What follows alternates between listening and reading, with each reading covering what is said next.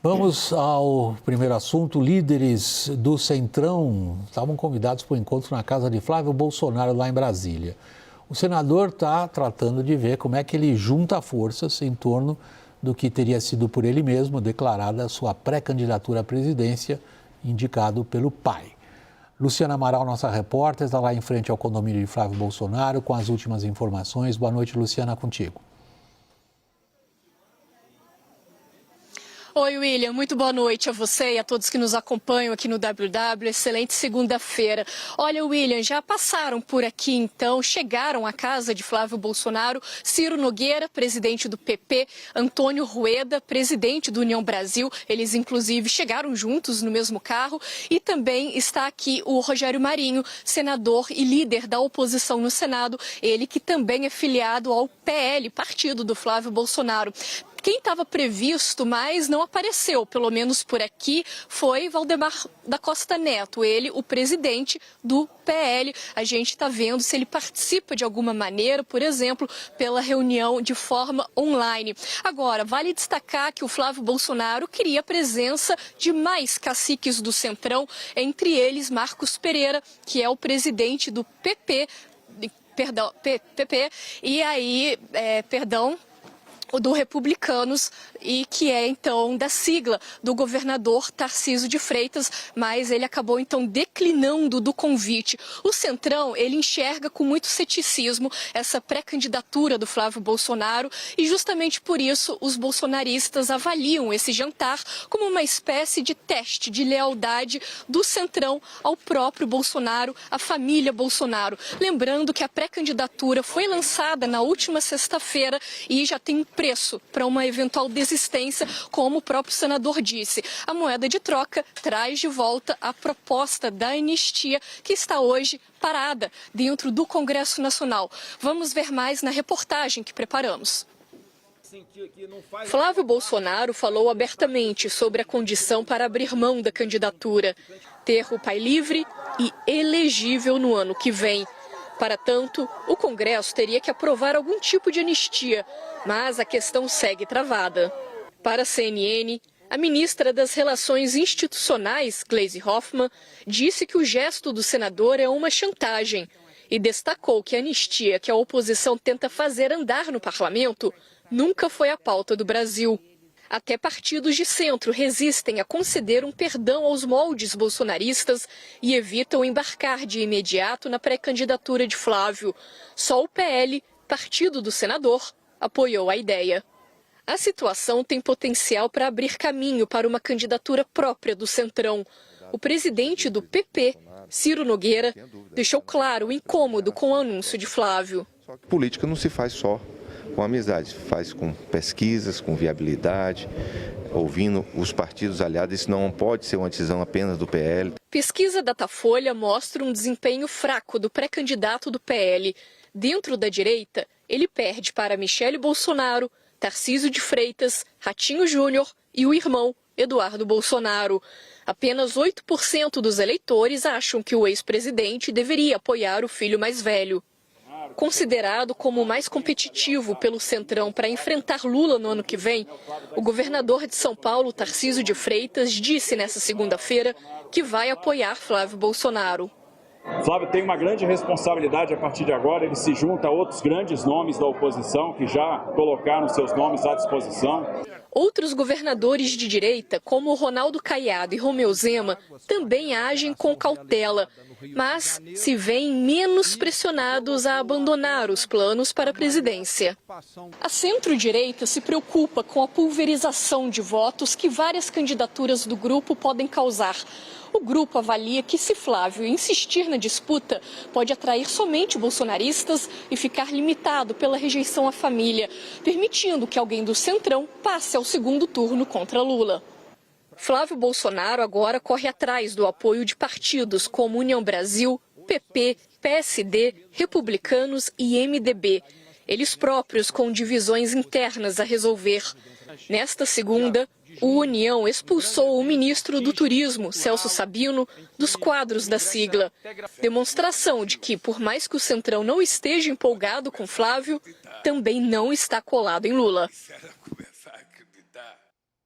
Bom, enquanto a reportagem da Luciana era exibida a vocês, Valdemar Costa Neto chegava ao jantar de Flávio Bolsonaro. Cristiano Noronha, se isso aí era um teste de lealdade, provou o quê?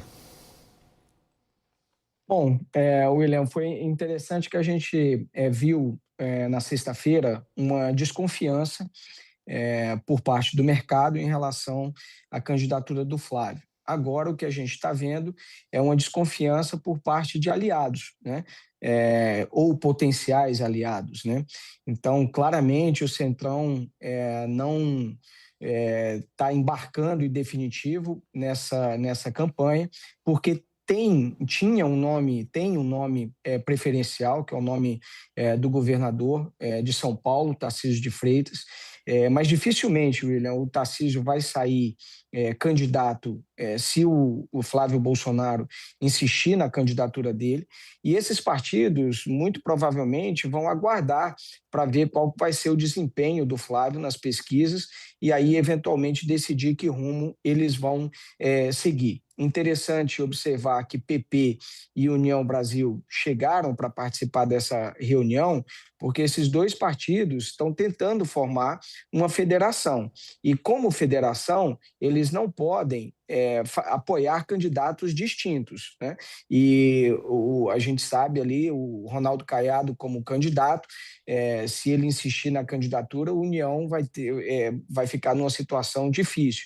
Então, há, inclusive, a possibilidade, portanto, do Caiado deixar o Podemos. Então, o que está mostrando aí essa reunião de hoje é que há enorme desconfiança e há ainda uma aposta ou uma tentativa de uma crença de que mais à frente, eventualmente, Jair Bolsonaro possa mudar de ideia. Essa questão da desistência do Flávio, quando ele coloca que é a elegibilidade, a anistia do pai, obviamente que ele está muito mais fazendo tentando colocar a narrativa de que o pai é um perseguido político e menos obrigar ou criar a condição institucional e política para essa anistia ser aprovada no Congresso Nacional. Ok. Caio, a gente costuma dizer que aparências enganam, no caso parece que elas confirmam. As aparências de hoje à noite confirmam mais ou menos essa linha do que o Cristiano estava dizendo, ou seja, muita desconfiança na viabilidade e na manutenção dessa candidatura? Sim, todos ali presentes nesse encontro, William, tem uma crença cada vez mais consolidada nesse campo da direita de que você ter o sobrenome Bolsonaro na cédula, né, no caso na urna eletrônica, mais atrapalha do que ajuda a candidatura. Não que pontue mal, né? O Flávio Bolsonaro pontuou com 35, mas para um segundo turno contra o Lula, esses 35 é insuficiente para derrotá-lo.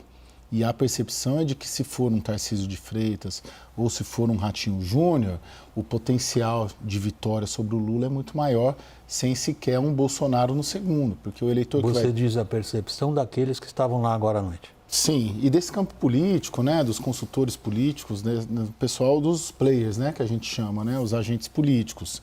Eles têm cada vez mais claro de que o eleitor não quer um Bolsonaro ou um perfil Bolsonaro. Eles querem um perfil de alguém que mire para frente, que não venha com uma pauta como anistia, né? Que foi logo a carta de apresentação do Flávio Bolsonaro. E é isso que o Flávio certamente está escutando ali nessa reunião, né? Que do jeito que está, não vence, fragmenta a direita e fica muito mais difícil de derrotar o Lula. Daniel. William, hoje o que era muito perceptível nas conversas era uma falta de entusiasmo, isso para não dizer desinteresse mesmo, por parte dessas figuras que estão indo ao jantar ou preferiram nem ir. Então, assim, Antônio Rueda, do União Brasil, fez suspense até o início da noite agora se não ia. O Marcos Pereira, do Republicanos, alegou que tinha já agenda, compromissos em São Paulo. Ora, a gente cansou de ver aqui que talvez se o Lula tivesse acenado para o Marcos Pereira que viesse jantar com ele para entregar o Ministério de Minas e Energia, talvez ele viesse correndo. O Rueda já se queixou várias vezes de que nunca foi chamado pelo Lula. Então, realmente, um candidato declarado à presidência chamar presidente de partido e presidente de partido não mostrar o menor interesse por compor, é porque tem alguma coisa errada. Essa coisa errada é mais ou menos o que o Caio disse. Flávio Bolsonaro tem um piso elevado, né, nas votações. O problema é que o teto é muito baixo. E aí, quando o Centrão olha para essa perspectiva, ora, faz mais sentido apostar nas eleições do Legislativo mesmo. Para o Centrão, há uma preferência mesmo de ir para uma candidatura de direita, mas não é nenhum desastre do ponto de vista de cargos, de influência no governo, etc., partir para mais 4 anos de um governo do PT. Então, ir com Flávio Bolsonaro realmente não entusiasmou esses dirigentes até agora. Os agentes econômicos se recuperaram do susto da sexta-feira, quando reagiram pessimamente ao anúncio da candidatura do Flávio e passaram a se convencer que isso aí não é para valer? É um pouco isso, William, mas a recuperação foi pequena perto do tombo, né? Caiu mais de 4%, recuperou 0,5% hoje. A mesma coisa o dólar, que acabou ficando na casa dos 5,40. Vamos lembrar que horas antes o dólar encostou em 5,28. Então é uma reprecificação. Existe aí um novo patamar, porque toda a volatilidade esperada a partir de março do mês que vem foi antecipada. A gente fica dizendo aqui que o debate presidencial está antecipado, mas o mercado não estava dando bola, porque sabia que tinha um encontro marcado com essa volatilidade a partir de março, abril, quando as coisas precisam estar definidas. O que essa pré-candidatura do Flávio Bolsonaro fez foi antecipar esse movimento. Então, provavelmente a volatilidade vai diminuir, mas ela não vai mais desaparecer e tudo indica que o mercado vai manter um preço para lidar com essa direita separada. E, William, hoje, conversando com gestores e empresários também de grandes setores aqui, eu percebi o seguinte: existe uma resistência a 4 anos mais de Lula? Existe. Mas a maior resistência é ter o nome Bolsonaro numa chapa. Cristiano Noronha, quem vai ser o primeiro a cair fora do nome Bolsonaro?